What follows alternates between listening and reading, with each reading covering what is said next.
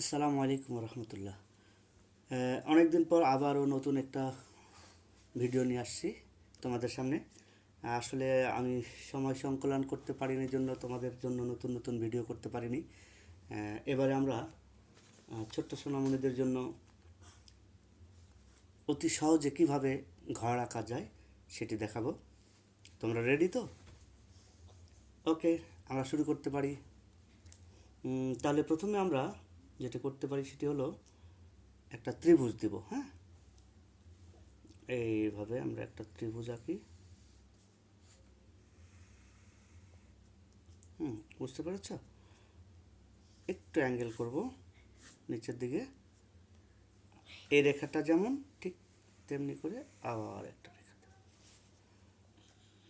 এইভাবে লিখে দাও। এটা এইভাবে দাও। তারপরে আমরা নিচে এই কোণা থেকে একটা আর এখান থেকে একটা লাইন,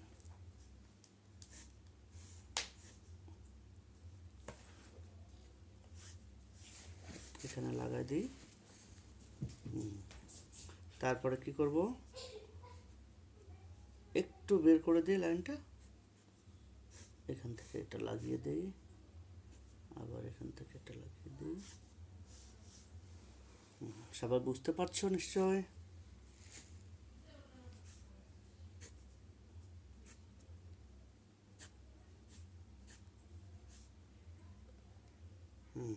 এই যে একটা চমৎকার একটি ঘর, আশা করছি তোমাদের পছন্দ হবে। এইভাবে আরও কয়েকটা রেখা দিয়ে দিই এখানে।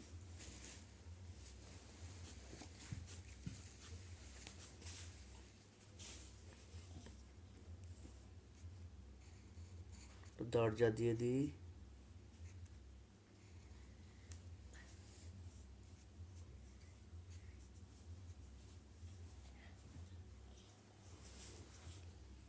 জানালায় কয়েকটা শিক দিয়ে দিই।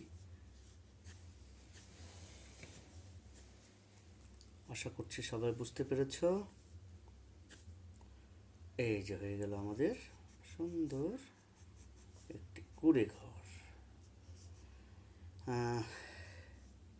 আশা করছি এরপরে তোমরা এরকম সুন্দর একটি ঘর খুব স্বাচ্ছন্দ্যে আঁকতে পারবে।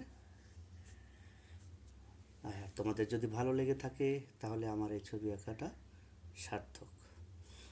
ওকে, আবারও নতুন কোনো ড্রয়িং নিয়ে নতুন করে দেখা হবে। আজকে এ পর্যন্তই। আল্লাহ হাফেজ। আসসালামু আলাইকুম।